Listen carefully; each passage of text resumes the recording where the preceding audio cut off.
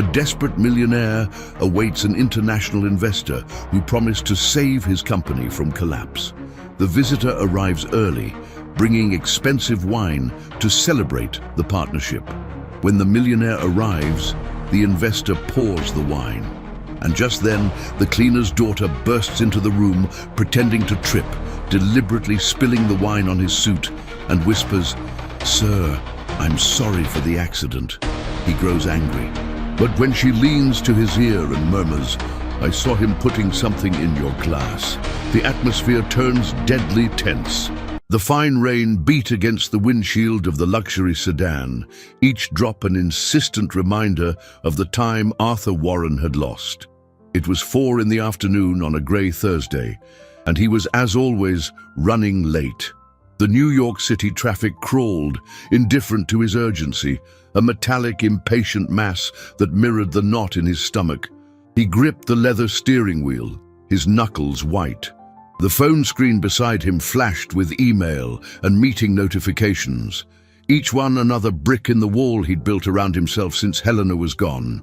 It was a wall made of work, of numbers, of acquisitions and mergers, a cold and inadequate substitute for the warmth of a family. He told himself it was to secure the future for Thomas, his 9-year-old son. But in the silence of the car, the truth haunted him. It was to escape the present, the empty apartment, the empty chair at the dinner table. A bitter guilt rose in his throat. He had promised Thomas he would be on time to pick him up from school, a small promise that now felt like it carried the weight of the world. Finally, the imposing, wrought-iron gates of Crestwood Academy appeared ahead, a symbol of the privilege he could offer his son, a privilege that, in that moment, felt utterly useless. Arthur double-parked, ignoring the angry honk from another parent, and his eyes scanned the courtyard for Thomas's brown hair and blue backpack. And then he saw him. His heart didn't just stop, it shattered. Near the marble fountain, Thomas was cornered. 3 older boys surrounded him, a circle of mockery and cruelty. One of them shoved Thomas's shoulder, who stumbled back, his glasses sliding down his nose. The muffled sound of their laughter cut through the car window and hit Arthur like a physical blow. He saw his son's face, streaked with silent tears, his small body hunched in a futile attempt to disappear. Other students walked by, some casting curious glances, most indifferent, hurrying to find their own parents. No one intervened, no one cared. A cold, primal fury seized Arthur. He unlocked the door, the blood pounding in his temples, ready to march over there and tear those boys apart with his bare hands. His wealth, his power, his influence, it all melted away into a single instinct: protect his child. But before his hand could push the door open, a tiny, unexpected figure entered the scene. It was a girl, maybe a year or 2 younger than Thomas, with clothes that were dirty and too big for her thin frame, and worn sneakers that barely protected her feet from the damp pavement. Arthur vaguely recognized her. She was the little girl who sometimes lingered near the gate, the one he occasionally gave a few dollars or a leftover snack from the car. She stopped between Thomas and the bullies, her skinny legs planted firmly on the ground. For a moment, time seemed to freeze. Then, in a voice that was surprisingly loud and steady for her size, she yelled, the words slicing through the damp air and the general apathy. "Get away from him! He's my friend!" The boys, caught off guard, took a step back. They looked at the girl, at her ragged clothes and soot-stained face, and then at each other, confused. There was something in her posture, a complete absence of fear, a fierce determination in her dark eyes that disarmed them entirely. It wasn't the threat of an adult, but the courage of someone who had absolutely nothing to lose. Muttering something among themselves, they turned and scattered, intimidated not by force, but by a bravery they couldn't comprehend. Arthur remained frozen, his hands still on the door handle, his breath caught in his chest. He watched the girl turn to Thomas. She didn't say anything. She just reached out a small, grimy hand and, with her thumb, wiped a tear from his cheek. and Thomas, his shy, frightened son, looked at her and offered a small, trembling smile of gratitude. In that instant, the truth hit Arthur with the force of a tidal wave. All his money, all his power had not protected his son. But this small, unknown girl with nothing but her own courage had. Her words echoed in his mind, not as a shout, but as a devastating revelation. He's my friend. A friendship he, the father, had no idea existed. The sound of the car door closing seemed to echo in the now almost empty courtyard. Arthur walked toward them, each step heavy with a mixture of fury and shame. The light rain had stopped, leaving the air damp and the sky the color of lead. The girl, who he now saw was even smaller than he'd imagined, looked up at him with suspicion, her dark, watchful eyes assessing the potential threat a tall stranger in an expensive suit represented. Instinctively, she moved slightly forward, subtly placing herself between Arthur and Thomas, a tiny shield made of rags. The gesture, so subtle and so powerful, struck Arthur harder than the bully's shove. She was protecting his son from him, from his own father, Thomas. Seeing his father approach, flinched slightly, as if expecting to be scolded for crying, for being weak. "Thomas, let's go home," Arthur said, his voice hoarser than he intended. He crouched down to be at the girl's eye level. "Thank you. You were very brave." She just nodded, her thin lips pressed into a serious line, and before he could say more, ask her name or where she lived, she turned and vanished down a side street, swallowed by the grey cityscape as quickly as she had appeared. The silence in the car on the way home was thick and uncomfortable. Arthur watched his son in the rearview mirror, his heart aching. He wanted to ask a million questions but didn't know where to start. How could he have been so blind? "Who is she, son?" he finally asked, his voice gentle. Thomas shrugged, his eyes fixed on the window. "Leah," he whispered. The name hung in the air, simple and unknown. "She's my friend." The simplicity of the statement was a verdict on Arthur's failure. His son's only friend was a girl who lived on the streets. "Why did you never tell me about the boys? About what happened today?" Thomas was silent for a long moment. "You're always busy," he said, not with accusation, but as a statement of fact. The sentence was a knife in his chest, twisting the guilt that was already consuming him. He had no defense.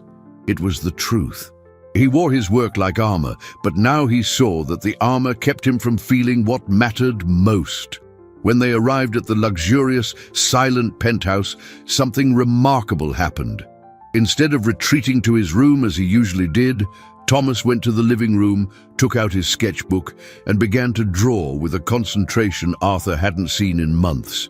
He was even humming a tuneless little song. There was a lightness to his shoulders, a spark in his eyes that wasn't there before. Arthur watched him from the doorway, perplexed. The scene of humiliation in the schoolyard should have left him devastated, but he seemed better, more confident. And then the realization hit him, cold and sharp. This change wasn't from today. This new confidence had been building for some time, nurtured by this secret friendship. If the friendship wasn't new, it meant the torment wasn't either. The incident he'd witnessed wasn't an isolated event. It was just the chapter he happened to have seen. Guilt morphed into a cold panic.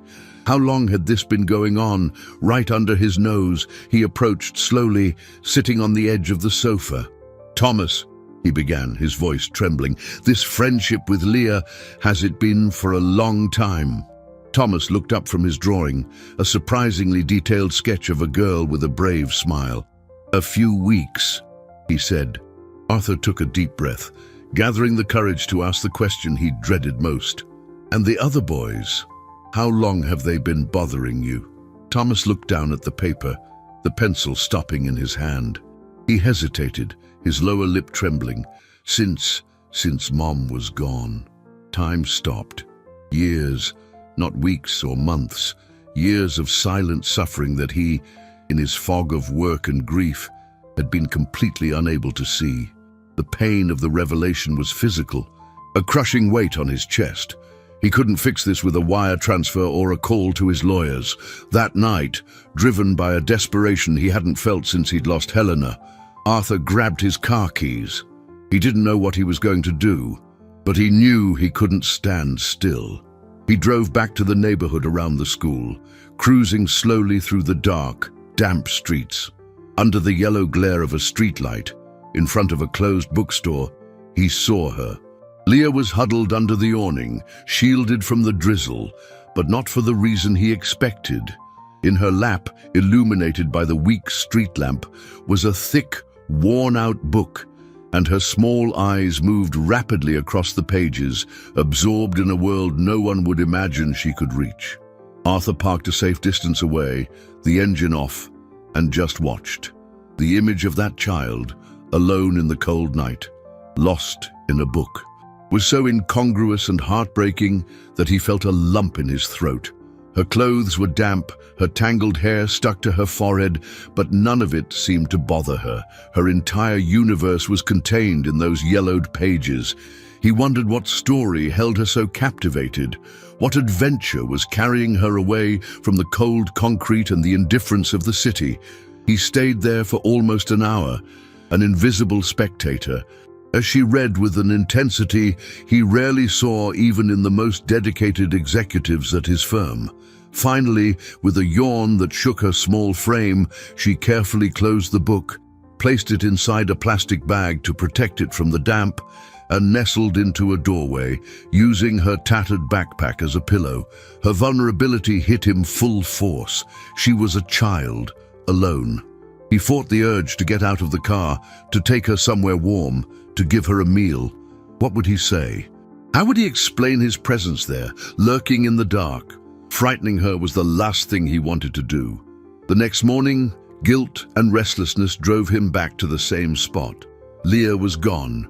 Instead, he found the bookstore's janitor sweeping the sidewalk. On impulse, Arthur got out of the car and approached the man. "Excuse me," he said, trying to keep his voice casual. "I saw a little girl reading here last night. Do you know her?" The janitor, an old man with white hair and a weary face, leaned on his broom and sighed. "Ah, the little reader. Yeah, she shows up now and then. Smart little thing she is. Finds books in the trash that people toss from the donation bins. Reads anything, from romance novels to physics manuals. Saw her with one on botany once. I asked her why, and she told me she liked to know the names of the flowers that grow in the cracks of the sidewalk." He shook his head, a mix of admiration and sorrow in his eyes. "It's a shame, a mind like that lost out here."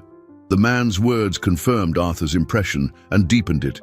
It wasn't just courage that girl possessed. It was a brilliance, a raw intelligence that bloomed in the harshest conditions, like the flowers in the cracks she liked to name. This discovery shook the foundations of his beliefs.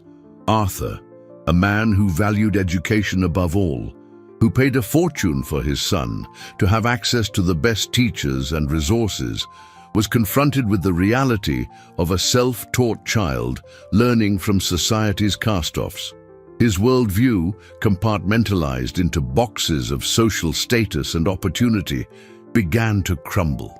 He had always equated intelligence and potential with environment, with upbringing, with access. Leah was living proof that he was wrong. Her poverty didn't define her ability, it only limited her opportunities.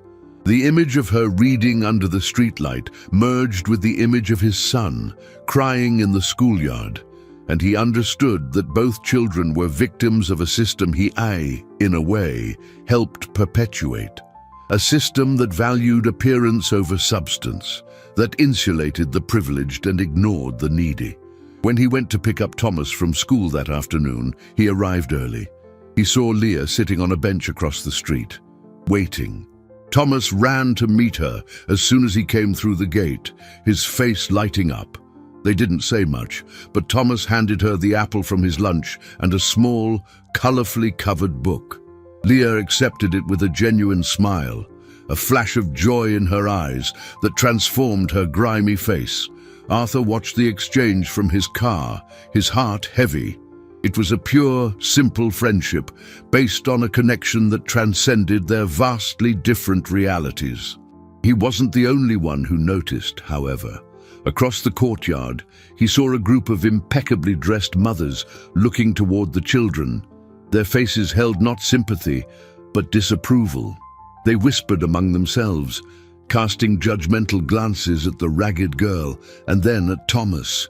One of them, the mother of one of the boys who had tormented his son, recognized him. She walked over to his car, her face a mask of feigned concern. "Arthur, darling," she began, her voice syrupy. "I don't mean to pry, but don't you think it's dangerous letting Thomas associate with that sort of person? For the safety and the reputation of the school, you know." The poisonous suggestion hung in the air, a veiled threat.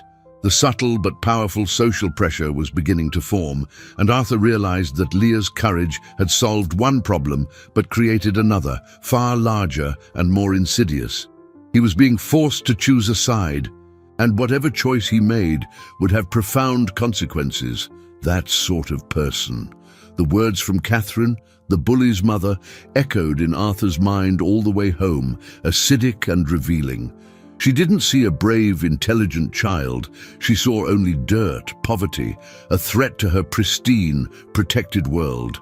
Arthur had given a cold, evasive answer, but the seed of discord had been planted. He felt the other parents' eyes on him, judging him, questioning his fitness as a father for allowing such an association.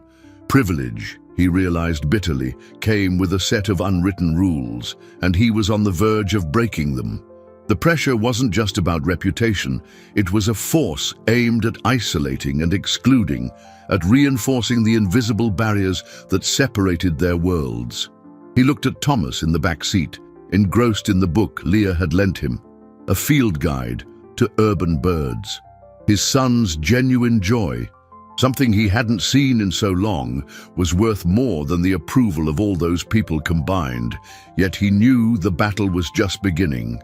The following days turned into a social minefield. The whispers became formal complaints.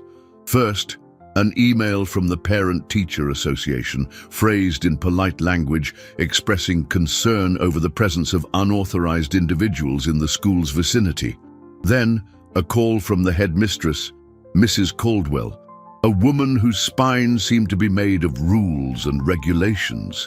"Mr. Warren, I understand the compassion," she said, her voice devoid of any warmth. "But the safety of our students is paramount. The constant presence of this girl is causing discomfort. Other parents are concerned about issues of hygiene, of improper influences." Arthur argued, defended his son's right to have friends regardless of their background, but his words hit a wall of prejudice disguised as institutional policy. He could feel the net closing in, the pressure mounting for him to do the sensible thing, the expected thing, discourage the friendship, restore order, keep the bubble intact. The confrontation with Thomas was inevitable. One night, after tucking his son in, Arthur sat on the edge of the bed, the weight of the world on his shoulders. "Son, we need to talk about Leah," he began, hating the words before they even left his mouth. Thomas's body tensed under the covers. The headmistress and some of the parents, they don't want her hanging around the school. Thomas sat up abruptly, his eyes wide with fear and indignation. "But why? She didn't do anything wrong. She helped me." The simplicity of a child's logic was a mirror to the hypocritical complexity of adults. "I know, champ, I know. But they think she doesn't belong there." The word belong sounded hollow and cruel. Thomas hugged his knees, his face shutting down. "It's not fair," he whispered. "She's the only one who gets me. The others laugh because I like to read about bugs, and I'm not good at soccer. Leah doesn't. She taught me the names of 3 types of ants that live in the school garden. She's smarter than all of them." Thomas's revelation, the depth of the connection they shared, solidified Arthur's resolve. This was no longer about a casual friendship. It was about his son's emotional health. He could not, would not, take away the one person who made him feel seen and valued. The school, however, acted first. The next day, when Thomas ran to meet Leah on their usual bench, a school security guard stepped between them. "Sorry, kid, you can't stay here. Orders from the office." The man's voice was firm, but not unkind. Leah didn't argue. She just looked at Thomas, a look of sorrow and resignation that broke Arthur's heart as he watched from afar. She handed him a folded piece of paper and walked away, disappearing into the crowd. Thomas stood frozen, the paper in his hand, looking smaller and more vulnerable than ever. The injustice was now official, institutionalized. Their friendship had been forbidden, not by a fight or a disagreement, but by a decree based on prejudice. When Thomas got into the car, he wasn't crying. His eyes were dry but filled with a cold anger that scared Arthur. He opened the note. It was a drawing. 2 birds, one large and one small, flying together. Below it, in surprisingly neat handwriting, it said, "Meet me at the park, where the statues sleep." A friendship forced into hiding. Arthur gripped the steering wheel, the hostility of that privileged world, now feeling deeply personal. They weren't just pushing away a street kid, they were trying to break his son's spirit. Statuary Park, as the kids called it, was a forgotten refuge in the heart of the city, a small oasis of green where bronze figures of forgotten poets and generals slept under a canopy of old trees. It became Thomas and Leah's secret sanctuary. Arthur would drive them there after school, watching from a respectful distance as they explored, shared secrets and books, and simply existed in a world of their own, away from judging eyes. He saw his son blossom in those meetings. Thomas, once withdrawn and anxious, now spoke with enthusiasm, gesturing, laughing openly. Leah, in turn, seemed to allow herself to be a child. The constant seriousness on her face would dissolve, giving way to smiles and a vibrant curiosity about the world. They were just 2 kids being friends. A scene so natural and pure, it made the school's ban all the more grotesque. Arthur felt a bitter peace watching them together, a happiness haunted by the knowledge that this was fragile, temporary. The society that had banished them would not give up so easily. The calm, as he feared, was brief. A week into the secret park meetings, he received an official letter, not from the school, but from Child Protective Services. The letter, written in cold, bureaucratic language, informed him that an anonymous complaint had been filed regarding the welfare of Thomas Warren. It alleged he was being exposed to at-risk environments and associations by his legal guardian. A visit from a social worker was scheduled. The threat was no longer veiled. It was direct and terrifying. They were no longer attacking the friendship. They were attacking his fatherhood, his custody. Panic seized him with icy claws. The same community that allowed their children to be cruel bullies was now accusing him of being an unfit father for encouraging kindness. The hypocrisy was suffocating. He remembered Catherine's face, her false concern. He had no doubt who was behind the complaint. It was an escalation, an attempt to use the system against him, to punish him for defying their norms. He spent the night sleepless, pacing his silent apartment. The lit-up city skyline seeming to mock his powerlessness, his financial empire, his network of contacts. None of it felt useful now. How could he fight such an insidious accusation? How could he prove that a friendship with a homeless girl was, in fact, the healthiest thing that had happened to his son in years? He thought of hiring the best lawyers, of using his influence to crush the complaint. But he knew that would only confirm the narrative they were trying to create. The arrogant millionaire who thinks he's above the rules. He needed something more.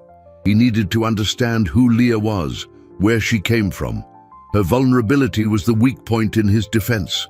To protect her and himself, he needed to know her story. The next day, instead of going to his office, he went looking for her, not at the park, but in the places he imagined she frequented, public libraries, soup kitchens, the alleys behind restaurants. It was a frustrating, humbling search. He, Arthur Warren, used to having the world at his beck and call, was lost in the underbelly of the city he only knew from his glass tower. Finally, at a small daytime shelter, a volunteer recognized her from his description. Leah, yes, a bright girl, but very private, doesn't trust anyone. The woman hesitated, then looked at him closely. If you really want to help her, you need to know the truth. She's not in the system. Not officially. Her parents, they were gone about 2 years ago. A bus accident, coming back from upstate. No one ever came looking for her. She's been surviving on her own ever since, by staying invisible. If social services finds her, she'll go to a group home. And she's terrified of those places. The revelation left him breathless. 2 years, alone. An orphan who had slipped through the cracks of the system, surviving on her own intelligence and resilience. The urgency of his situation became desperate. This was no longer just about protecting a friendship. It was about saving a child. And the CPS investigation he so feared could be the very force that would tear her from his life and throw her into an impersonal, frightening system. He was trapped, where every move to protect his son could inadvertently condemn the girl who had saved him. The knowledge that Leah was an orphan living completely off the grid changed everything. The threat from Child Protective Services now had a double edge. It could take Thomas from him and, simultaneously, swallow Leah into a system that she, for reasons he didn't yet fully understand, deeply feared. Arthur felt like he was walking a razor's edge. The visit from the social worker, a woman named Ms. Evans, was tense. She was professional, her eyes taking in every detail of the immaculate apartment, every interaction between father and son. Arthur tried to be transparent, explaining the bullying situation and how the friendship with Leah had been beneficial for Thomas's emotional recovery. He omitted, however, what he'd discovered about her being an orphan, fearing the revelation would trigger the very thing he wanted to avoid. Ms. Evans listened patiently, making notes on her clipboard. "I understand your perspective, Mr. Warren," she said at the end, her voice neutral, "but the complaint is a serious one. Your son's association with an unaccompanied minor raises questions of safety and supervision. We will need to investigate further." Her words, though calm, were a clear warning. He was under scrutiny. The external pressure intensified, but the biggest change was happening within Thomas. The secret friendship, the need to protect Leah, had awakened a strength in him that Arthur had never seen. He was no longer the boy who shrank in corners. One day at the park, as Leah read to him from a book on astronomy, Thomas interrupted her. "Leah, I don't want to hide anymore. It's not fair to you." Leah put the book down, her expression worried. "But Thomas, they'll send me away, to a bad place." "I won't let them," Thomas said, his voice firm, echoing the determination she had shown him. "My dad will figure it out. He's good at fixing problems." Arthur, overhearing the conversation from a distance, felt a mix of pride and panic. His son's faith in his ability to fix problems was both moving and crushing. He, who settled multi-billion-dollar mergers with a phone call, felt utterly lost on how to solve this human dilemma. The situation came to a head a few days later, tipped off by the ongoing investigation. City officers, accompanied by a different social worker than Mrs. Evans, approached Leah while she was alone, reading on a park bench. It was a routine check on child vagrancy, likely instigated by the same forces that had reported him. They questioned her about her parents, where she lived, true to her survival instinct. Leah said nothing, but the fear in her eyes was plain. One of the officers, growing impatient, spoke of taking her to a temporary shelter until her situation was clarified. That was enough. That evening, Leah didn't show up at the park, nor the next. Panic began to set in. Arthur and Thomas went back to the park every afternoon, waiting, the silence growing heavier each time. Thomas, who had become so talkative and confident, regressed. The light in his eyes dimmed, replaced by a constant anxiety. He barely ate, barely slept. She left because of me. "Dad," he whispered one night, his face pale. "They scared her away. It's my fault." Watching his son unravel was torture. Leah's absence had created a vacuum that all of Arthur's love and wealth could not fill. Their friendship wasn't just a comfort, it was a lifeline for them both. Desperate, Arthur mobilized his resources. He quietly hired a private investigator, a former cop, to find an 8-year-old girl in a city of millions, a nearly impossible task. The days dragged on into a week of anguish. The investigator called with disheartening reports, no sign of her in the usual spots. It was as if she'd become a ghost, just as she had for the past 2 years. Thomas's regression was alarming. He refused to go to school, afraid to face the bullies without his protector. He spent hours at the window, staring down at the street, hoping for a glimpse of tangled hair and worn sneakers. The emotional dependency the two children had developed on one another was now painfully clear. The forced separation was breaking his son's spirit, and Arthur realized with growing terror that the threat to his custody was becoming a self-fulfilling prophecy. His son was, in fact, suffering, not because of the friendship, but because of its cruel absence. He had to find her, not just for her sake, but to save Thomas. On the 7th day of the search, the investigator called with unexpected news, a sliver of hope that would change the course of everything. He hadn't found her, but he'd found something connected to her. An old file in a county clerk's office in a small town upstate. A file that spoke of a will and a small property left in the name of Leah Martins by her parents. A will that was being contested. The girl he thought had nothing, in fact, had a home. A home that greedy, distant relatives were trying to steal. The investigator's revelation was like a flash of light in a dark tunnel. Leah wasn't just a nameless, pastless girl. She had roots, an identity, and most importantly, a right. The existence of an inheritance, however modest, transformed her situation from a social services case into a complex legal dispute. Arthur felt a surge of adrenaline replace his despair. Here was something he understood, a battlefield where his skills and resources could make a difference. Lawyers, property disputes, litigation. This was his world. The girl who had taught him about courage now needed the kind of protection only he could offer. The irony was not lost on him. He, who had felt powerless, now had a clear path, a way to fight for her that involved not just emotion but strategy. The information gave him not only hope, but a new, powerful motivation. Protecting Leah was no longer just an act of compassion. It was a matter of justice. He immediately put his legal team to work. Within hours, they had the full picture. Leah's parents, simple laborers, had saved their whole lives to buy a small piece of land with a modest house in their hometown, a place they dreamed of renovating for their retirement. After the accident, distant cousins, the only known relatives, had emerged with a claim on the property, arguing that a missing and presumably unfit child could not inherit. They wanted to sell the land quickly to a local real estate developer. The case was crawling through the slow bureaucracy of a small town, but Leah's absence made their victory almost certain. Hiding somewhere in the city, Leah likely carried the documents that proved her identity.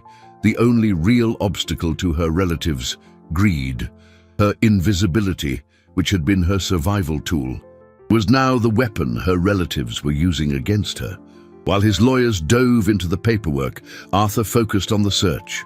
The new information provided clues. If Leah knew about the inheritance, she might be trying to get back to her hometown, or perhaps she was hiding near a place that reminded her of her parents. The investigator, now with a full name and a story to follow, focused the search on bus terminals and public libraries with access to maps and travel information. Thomas, upon hearing the news, seemed to reignite. The idea that Leah had a home, a place that was hers, gave him something concrete to hold on to. "We have to find her, Dad," he said, his voice stronger than it had been in days. "We have to help her get her house back." The shared mission united them like never before. For the first time, they weren't just a father and son suffering separately, but a team with a purpose. The break came 3 days later. The investigator called, his voice excited. "I've got her. Or rather, a librarian has." Leah, using a public computer in a library on the other side of the city, had been looking up bus routes to upstate New York. The librarian, an observant woman who'd been given the search flyer, recognized her. She didn't confront her, but called the number on the flyer. Leah was still there. Arthur felt his heart leap into his throat. "Don't lose her. We're on our way." He and Thomas rushed to the car, the silence filled with a hopeful tension. When they arrived at the library, they saw her through the plate glass window, small and focused on the computer screen. Arthur took a deep breath, steeling himself. He knew the approach had to be careful. She was a frightened child, on the run from any figure of authority. He couldn't fail. He had Thomas go in first. Seeing him might calm her. Thomas opened the library door and walked slowly toward the computer station. "Leah?" he called softly. She whipped around, her eyes widening in surprise and fear. She immediately started gathering her few belongings, ready to bolt. "No, wait," Thomas said, holding out a hand. "We're not going to hurt you. My dad's here. He wants to help." "For real?" Leah hesitated, her gaze flickering between Thomas and the door. Arthur entered slowly, keeping his hands visible, his expression as gentle as he could muster. "Leah," he said, his voice calm, "we know about your house. We know about the land your parents left for you. We're not here to take you to a shelter. We're here to help you fight for what's yours." The girl's eyes filled with tears, but not of fear. It was the relief of finally being seen, of having her secret burden acknowledged. For the first time since he'd met her, she didn't look like a hardened survivor, but just a tired child who had been carrying a weight far too great. She looked at Thomas, then at Arthur, and in a gesture of complete and absolute trust, she pulled a worn plastic envelope from inside her jacket. Inside, yellowed and folded, were her documents, her birth certificate and the deed to the property, the key to her future. Holding that plastic envelope felt more significant to Arthur than closing any multi-million-dollar deal. It was a testament to Leah's resilience and a symbol of the trust she was placing in him. In the car on the way home, a different kind of silence settled in. Not the tense quiet of before, but one of exhaustion and relief. Leah sat in the back next to Thomas, huddled against the door, as if trying to take up as little space as possible. For the first time, she was inside the luxury car, crossing the threshold into a world she had only ever observed from the outside. Thomas, sensing her discomfort, quietly offered her a small toy robot he always carried in his pocket. Leah examined it with curiosity, her small fingers tracing the plastic seams, and a tiny smile touched her lips. It was a silent bridge between two universes, a gesture of normalcy in an extraordinary situation. When they arrived at the penthouse, the sheer scale of the contrast hit her. Leah stopped at the entrance to the living room, her wide eyes taking in the high ceilings, the panoramic windows showcasing the city as a carpet of lights, and the elegant furniture. To her, it must have looked like a palace from another planet. Marta, the family's longtime housekeeper, a warm-hearted woman who had helped raise Thomas, approached with a kind smile. "Welcome, dear. You must be hungry. I've made some warm soup." Leah took a step back, wary, unaccustomed to such open kindness. But Marta, with the wisdom of someone who understands children, simply placed the bowl on a small table and moved away, giving her space. It was Thomas who coaxed her forward. He took her hand and led her to the sofa. "It's okay to eat. Marta's soup is the best." Watching the two of them eat together, Arthur felt a pang of something that resembled a real family, a feeling he hadn't had since Helena's death. Leah's presence in the house, however temporary, began to fill the emptiness. She was quiet and observant, moving through the apartment like a small ghost. But gradually, her natural curiosity won out over her shyness. She discovered Arthur's library, and her eyes lit up at the sight of the floor-to-ceiling shelves packed with books. He found her one afternoon sitting on the floor, completely absorbed in an illustrated encyclopedia of the human body.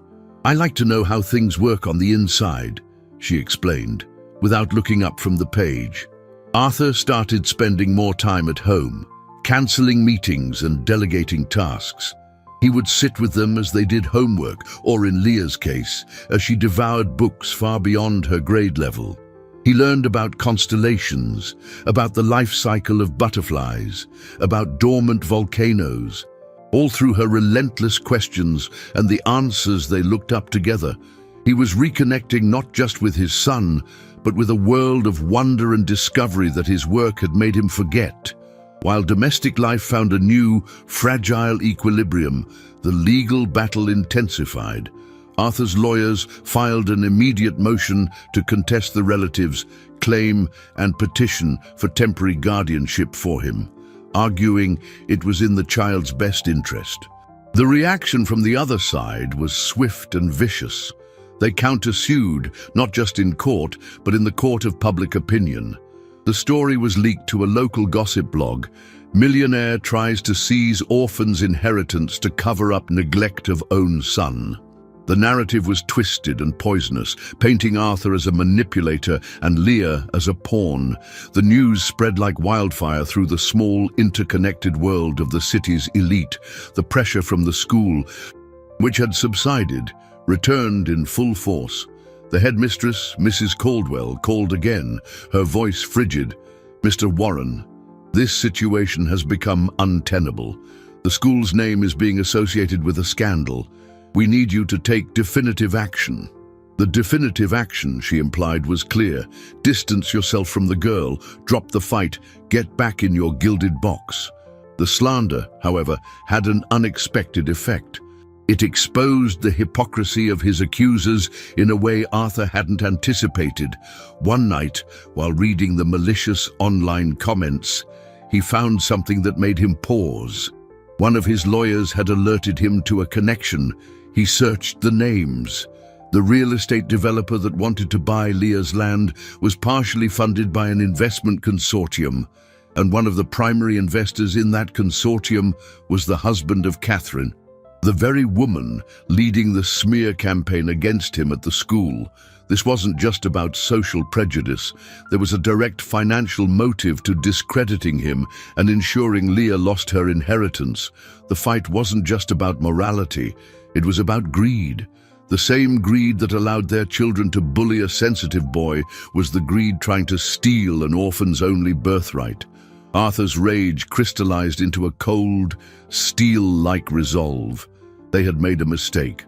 They had underestimated how far he would go to protect not one, but two children, and they had just given him the weapon he needed to fight back. The discovery of Catherine and her husband's financial connection to Leah's land was the missing piece of the puzzle. The persecution wasn't just snobbery, it was a calculated, cruel business strategy. Arthur felt a cold rage settle over him. They were using their children's bullying, the school's structure, and the community's prejudice as tools to intimidate him and ultimately profit from a child's misfortune. The hypocrisy was abyssal. The same people accusing him of exposing his son to bad influences were, in fact, orchestrating cruelty and attempting to commit fraud. The outrage gave Arthur a new focus. He was no longer on the defensive, reacting to their attacks. Now, he had a clear target. He instructed his lawyers and investigators to dig deep, to follow every transaction, every email, every phone call.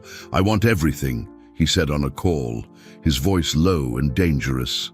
"Expose every bit of rot you find." While the investigation proceeded behind the scenes, Arthur made a bold decision. He realized that fighting only in the courts wasn't enough. The battle for public opinion, which he had once disdained, was crucial. He had to change the narrative, and to do that, he needed the truth. His, Thomas's, and most importantly, Leah's. One evening, he sat down with the two children in the living room. The atmosphere was serious. "We need to talk about what's happening," he began. "People are saying bad things about us, about our family." He explained, in simple terms they could understand, about the fight for Leah's house and how some people from school were trying to stop them from helping. Thomas listened with a furrowed brow, his jaw tight. Leah, as always, listened in silence, absorbing every word.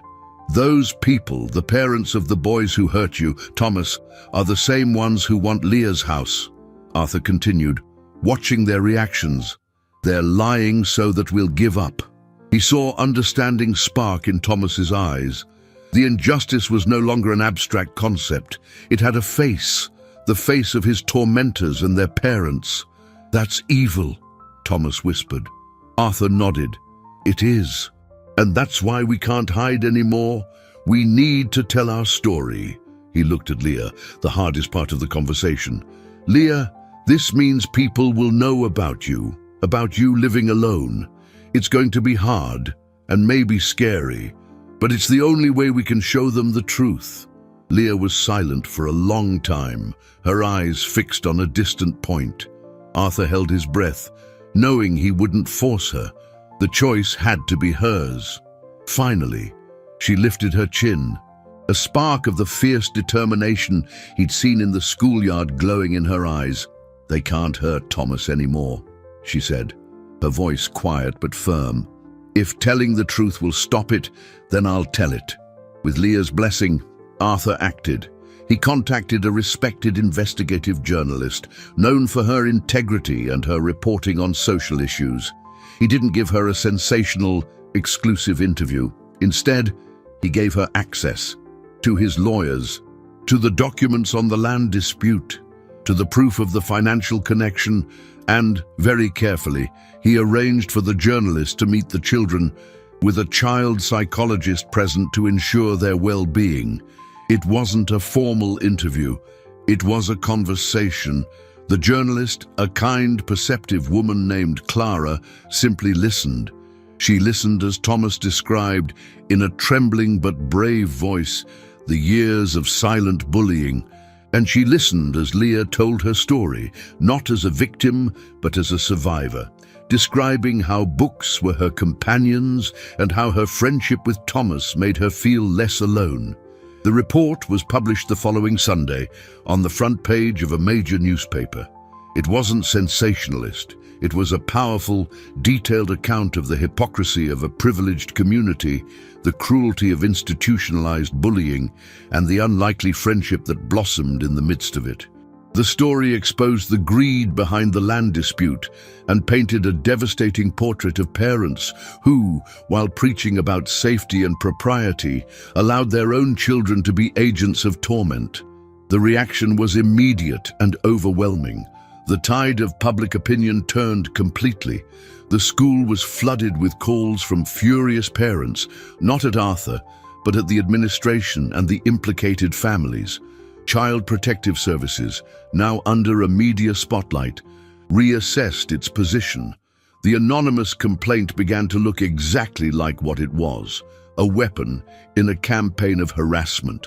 The battle was far from over, but Arthur had won a crucial round.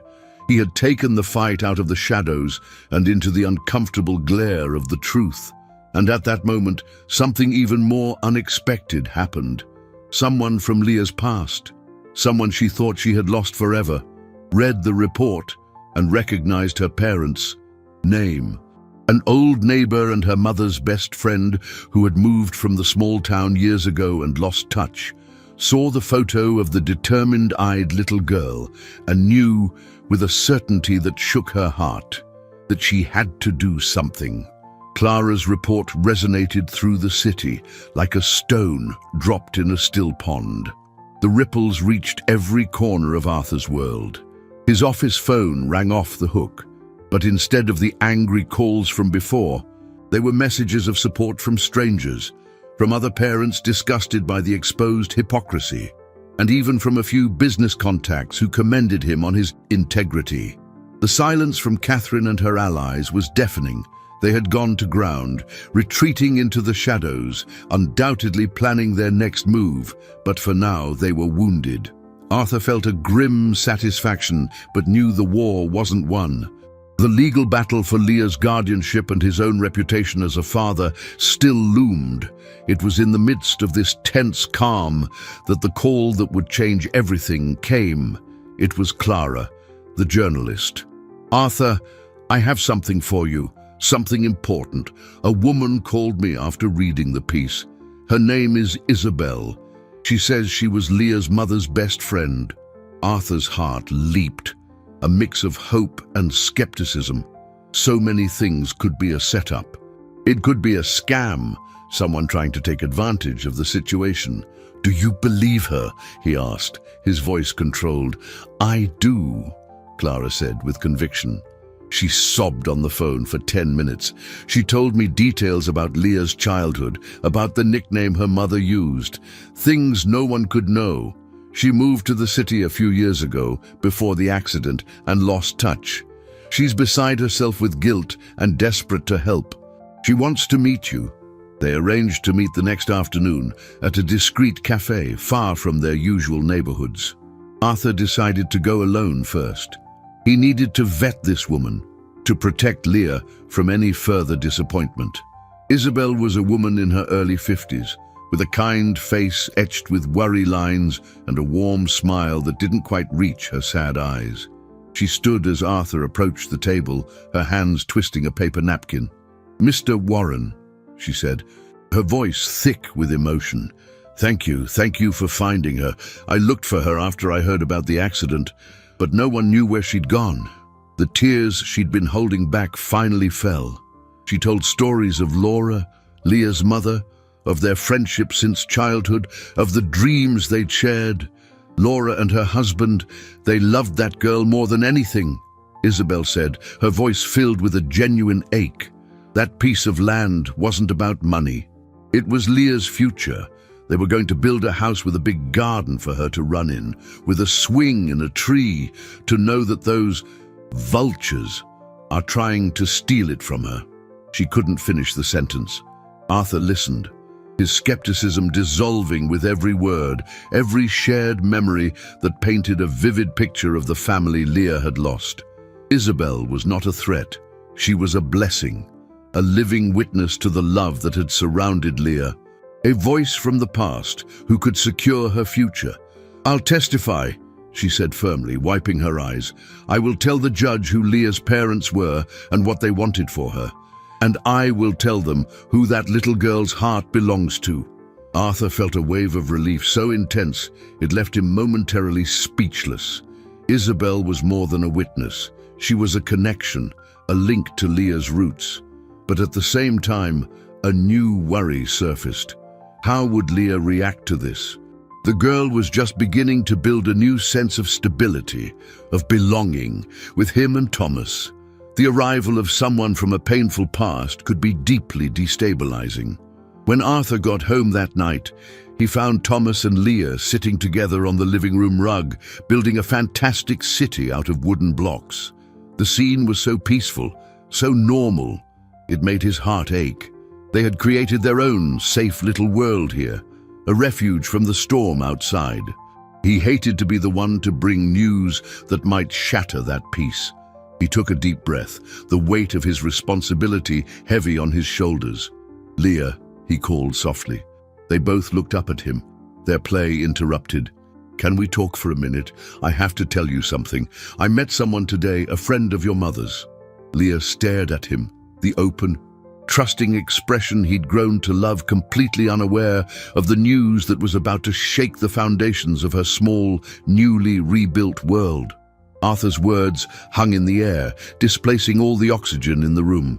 Leah went still, the small wooden block forgotten in her hand. The world of colorful blocks on the rug, the fantastic city they had built, seemed to crumble in an instant. Her face, which moments before had been open and animated, became an expressionless mask. A defense mechanism honed over 2 years of survival. She didn't ask the name, didn't ask how. She just shut down, like a night-blooming flower recoiling from the touch of light. Thomas, sensing the seismic shift in the atmosphere, reached over and covered Leah's hand with his own. It was a small, instinctive gesture of pure solidarity. "It's okay," he whispered to her. But the look he gave his father was a mixture of confusion and pleading. Arthur knew he was treading on sacred, fragile ground. "Her name is Isabel," he said, his voice as gentle as possible. "She loved you very much, Leah. She wants to see you." Leah remained silent, her gaze lost, traveling to a place no one else in the room could reach. The meeting was set for the next day, at the apartment. Arthur felt it would be a safer, more controlled environment for Leah. When Isabel arrived, she carried with her not just a purse, but the weight of years of unspoken grief. Upon seeing Leah standing next to Thomas by the window, Isabel's eyes filled with tears. It was a torrent of love, guilt, and longing that left her momentarily speechless. She didn't rush to embrace her. Instead, she sat on the sofa at a respectful distance. "Hello, my little star," she said, using the nickname Leah's mother had used. The words hit Leah, who flinched visibly. Isabel began to talk, not about the accident, not about the pain, but about the good things. About picnics in the country, about the smell of her mother's apple crumble, about the lullaby she sang every night. As she spoke, Isabel started to hum the melody softly, an almost unconscious sound. It was the hum that broke through, the simple, familiar tune, the floodgates of Leah's memory, so carefully sealed for 2 years, burst open. A single tear tracked a path down her cheek, followed by another and another. And then, for the first time, she spoke to Isabel. "Do you remember the swing?" she whispered, her voice hoarse from disuse in speaking of that time. Arthur and Thomas watched from a distance, feeling like intruders in a profoundly personal moment. Arthur felt an immense joy for Leah, for this connection to her past being restored, and underneath it, an irrational pang of fear. The fear of becoming redundant, that Leah, now with a piece of her old life back, wouldn't need him anymore. It was a selfish thought, and he pushed it away with shame. Leah's healing was all that mattered. Isabel's visits became a daily routine, gentle sessions of remembrance that helped Leah process her grief, to reconnect with who she was before she became merely a survivor. Isabel's presence also strengthened the legal case immensely. She was the perfect character witness, the personification of the life Leah deserved to have back. Catherine and her allies were cornered, public opinion was against them, and Arthur's legal case was becoming ironclad. Arthur began to feel, for the first time, a sense of optimism. That's when the final blow came, more cruel and devastating than anything they had done before. The call was from Mrs. Caldwell, the head mistress. Her voice, however, held no concern or even anger. There was a note of cold, satisfied triumph in it. "Mr. Warren, I regret to inform you that there has been a very serious incident at the school," she began. A valuable necklace was stolen from the locker of Catherine Drummond's daughter, and several student witnesses saw the girl, Leah, loitering in the hallways at lunchtime, in an area where she was not supposed to be. The accusation was absurd, fabricated. Leah hadn't been to the school in weeks, but logic didn't matter. It was a perfect trap. The word of a street kid against several students from respectable families, a setup orchestrated to paint Leah not as a victim, but as a delinquent. "Catherine is seriously considering pressing charges," the headmistress concluded. Arthur hung up the phone, the blood freezing in his veins. He looked into the living room, where Leah was laughing at something Isabel had told her. The innocence of that scene contrasted brutally with the malice of the accusation. He understood their strategy with terrifying clarity. They were no longer trying to push her away. They were trying to destroy her, to brand her with a crime, to ensure that no judge would ever deem her fit for a home, let alone an inheritance. The accusation of theft hung in the air like a toxic smoke, threatening to choke all the hope they had built. Arthur felt a surge of fury so intense it left him trembling. It was a calculated act of evil, a desperate move by people who, cornered by the truth, resorted to the vilest of lies. He looked at Leah, who had stopped laughing and was now watching him with her perceptive eyes, sensing the change in the atmosphere. How could he tell her this? How could he introduce such filth into the small sanctuary they had created? He didn't have to. His phone rang again. It was his lawyer, his voice urgent. "Arthur, things are moving fast. The Drummond family has filed a police report.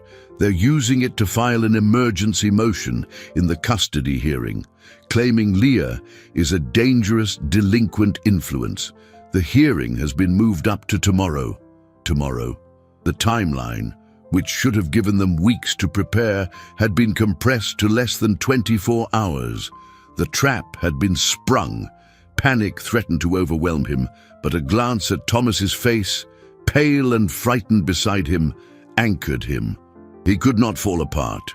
He was the adult, the protector. He had to fight. "Get everything we have together," he told the lawyer, his voice firm. The proof of their financial interest, the testimonies about the bullying, the journalist's report, everything. After hanging up, he knelt in front of the two children and Isabel. "They are lying about Leah. They are saying she took something that wasn't hers. And tomorrow, we have to go to a place, a courtroom, and tell the judge the truth." Leah's eyes widened, but this time, it wasn't just fear. It was outrage. The same spark of injustice that had made her defend Thomas in the schoolyard now burned for herself. "But I didn't do it," she said, her voice clear and strong. "I wasn't even there." "I know," Arthur said, "and we are going to prove it, but it's going to be hard. They will try to scare us." He looked at Thomas. "And you, champ, you might have to speak. You might have to tell the judge about your friends and about how Leah helped you." The thought of testifying in public, of facing not just the judge, but likely the parents of his tormentors, made Thomas shrink back. The fear he had fought so hard to overcome returned in a rush. Panic filled his eyes. He looked at Leah, at the injustice being done to his friend, the only one who had ever stood up for him. And then, something inside him shifted. The fear was still there, a cold knot in his stomach, but something else grew stronger. Loyalty. Love for his friend. He lifted his chin, a perfect imitation of Leah's own gesture. "I'll talk," he said. "I'll tell them everything." That night was the longest of Arthur's life. There was no sleep, only strategy, preparation, and quiet talks. He, his lawyer, Isabel, and the children sat around the dining table, not as a legal team, but as a family preparing for the fight of their lives. The courtroom the next morning was a cold, intimidating place. Dark wood paneling, high ceilings, and an oppressive silence. Across the room, Catherine and her husband sat with their lawyer, their faces impassive masks of righteousness. Other parents from the school were there, whispering, their gazes like small stones. The judge, a stern-looking man, heard from the Drummonds' lawyers first. They painted a convincing, though entirely false, picture of an out-of-control street child, a thief who posed a danger to the school's orderly community. They brought forth witnesses, the children of the very parents leading the campaign, who recited coached testimonies about seeing Leah near the lockers. The tension in the room was almost unbearable. Arthur could feel the weight of systemic prejudice tilting against them. It was easy to believe their version. It was the narrative society expected. Then it was their turn. Arthur's lawyer methodically dismantled the financial accusations, but it was one word against another. Isabel gave a moving testimony about Leah's family, but that spoke to the past, not the present charge. The turning point, the climax of their entire journey, rested on the shoulders of a 9-year-old boy. Thomas was called to the stand. He walked to the witness chair, his legs trembling. He looked out at the gallery, at the faces of the boys who had tormented him, now sitting beside their parents. He looked at Leah, who watched him with her heart in her eyes. The opposing lawyer began his cross-examination, his voice condescending. "So, Thomas, you want the judge to believe that this girl, whom you barely know, is some kind of angel?" Thomas's voice was a barely audible whisper when he answered, "She's my best friend." The room fell completely silent. He took a deep breath, looked directly at the judge, and the story began to pour out. Not the story of the accusation, but his story. The story of years of loneliness, of fear, of being pushed and ridiculed while adults looked the other way. And then he spoke of Leah, of how she stood up for him when no one else would, of how she taught him the names of the stars. "She wouldn't steal anything," he said, his voice gaining strength, echoing in the silent room. "She gave me the one thing I needed and didn't have. She gave me courage." And then he looked directly at Catherine. "And your son, he lies. He told me his dad said they were going to get Leah's house and that I had to stay away from her. He said if I didn't, they would do something to make her disappear for good." Their castle of lies had just crumbled. Thomas's words fell into the courtroom silence with the weight of undeniable truth. The accusation, so carefully built on prejudice and lies, fractured under the force of a child's honesty. Catherine Drummond went pale, her face a mask of shock and fury at being exposed by a 9-year-old boy. Her lawyer shot to his feet to object, but the judge waved him silent, his eyes locked on Thomas and then, with new understanding, on the party across the aisle. Thomas's testimony, combined with the evidence Arthur's lawyer had presented about the Drummonds' financial interest in the property, painted a complete and devastating picture of conspiracy and cruelty. The case, which for a moment had seemed poised to condemn Leah, now turned against her accusers. The judge, seeing the truth clearly, ended the session abruptly, announcing he would deliver his decision the next day. But the verdict was already written on the defeated faces of Catherine and her husband. That same day, the resolution began to unfold outside the courtroom. The school, facing a scandal of epic proportions and the wrath of dozens of other parents who now saw the truth, moved swiftly. Mrs. Caldwell was suspended, and an internal investigation was opened into the culture of bullying that had been allowed to flourish under her watch. The families involved in the setup, including the Drummonds, withdrew their children from the institution, preferring flight to the humiliation of facing the community they had deceived. For Arthur, the sweetest victory was not legal, but personal. Leaving the courthouse, Thomas, who had trembled with fear on his way in, walked with his shoulders back, his head held high. He had not only defended his friend, he had defended himself, finding his own voice in the process. The shy, frightened boy had transformed, right before his eyes, into a brave young man of integrity. The next day, the judge's decision was a formality, but a powerful one. He not only threw out all charges against Leah, but sternly rebuked the Drummonds for their malicious attempt to manipulate the judicial system.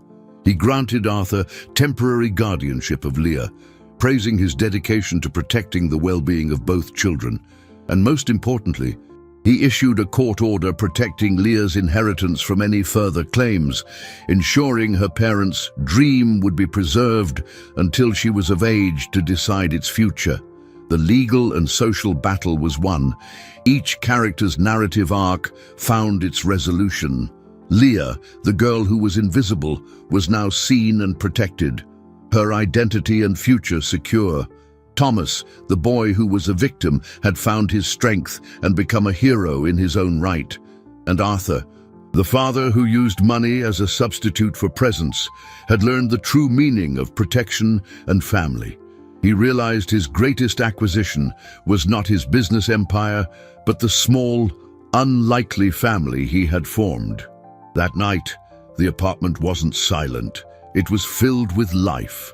Isabel was in the kitchen with Marta, the two women laughing and sharing stories. Thomas and Leah were in the living room, not building fantasy cities, but sketching plans for the garden at Leah's house, imagining where the swing would go. Arthur watched it all, his heart filled with a peace he hadn't felt in years. He walked over to the children and sat on the floor with them. "I have a proposal for you," he said. "Your school. I don't think it's the right place for brave, smart people like you. What do you think about us finding a new place? A place where being different is a good thing." The eyes of Thomas and Leah lit up with the same spark of hope. The decision to move Thomas from his school and enroll Leah for the first time was the final step in leaving the past behind and embracing the future they would build together. The central conflict was resolved, not just with a legal victory, but with profound emotional healing. The wounds of bullying, loss, and loneliness were beginning to scar over, replaced by the promise of a new beginning. Together, justice had prevailed, not only in the courts, but in the hearts of a family forged in adversity. 7 weeks after that grey, life-altering afternoon, the spring sun streamed through the windows of a different house. It was not the luxury penthouse overlooking the city, but a spacious home with a large yard in a quieter, more diverse neighborhood. Arthur had sold the apartment, a symbolic act of leaving behind the life of isolation he had built. This new house was a home, not a fortress. The sound of children's laughter echoed from the garden, where Thomas and Leah, now officially siblings under Arthur's legal guardianship, were testing the strength of a new swing hanging from a sturdy oak tree. The transformation was complete and visible. Thomas no longer wore his slumped shoulders like a shield. He moved with the confidence of someone who knows his own worth. Leah, dressed in bright, comfortable clothes, no longer had the haunted look of a survivor. Her eyes shone with the security of belonging. Arthur watched them from the porch, a cup of coffee in his hands. Isabel was beside him. She had become a constant, loving presence in their lives, an honorary grandmother who filled the house with the smell of baking and stories of the past. She was Leah's living bridge to her roots, ensuring the memory of her parents was never forgotten. Together, they had formed an unlikely family, stitched together with threads of grief, courage, and unconditional love. Leah's inheritance was safe, managed by a trust Arthur had established, growing until she was ready for it. The small house upstate was maintained, not as an asset to be sold, but as a shrine of memory, a place they could travel to connect with her past.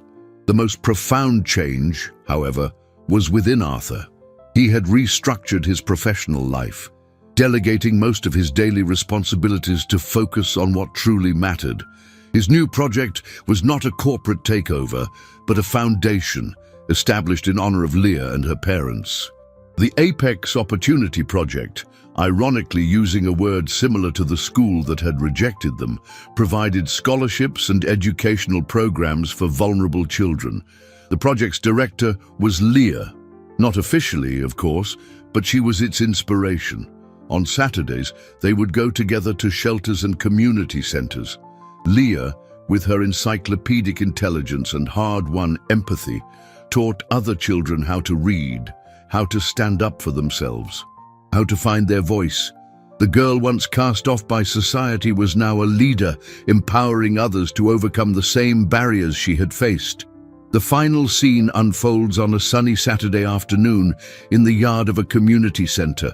Arthur's Foundation is inaugurating a small outdoor library filled with donated books. Leah is at the center of a circle of children, reading aloud, her voice clear and confident. Thomas is beside her, helping a smaller child sound out a difficult word. Arthur watches from a distance, not as a millionaire benefactor, but simply as a father, filled with a pride that warmed his soul. He had finally understood that fatherhood wasn't about giving your child the world money could buy, but about creating a world where kindness and courage were the greatest treasures. The gilded gates that once symbolized exclusion and separated him from his son's pain had been metaphorically melted down and reforged into bridges of opportunity. He had learned the hardest and most valuable lesson of his life. True protection comes not from wealth, but from presence. Family is defined not by blood, but by choice and love. And true success is measured not by social status, but by the ability to see the value in every human being, especially those society casts away. The girl who had nothing but courage had not only saved his son from bullies, but had saved the father from himself, teaching him that a real family, no matter how it's formed, will always find a way to protect its own.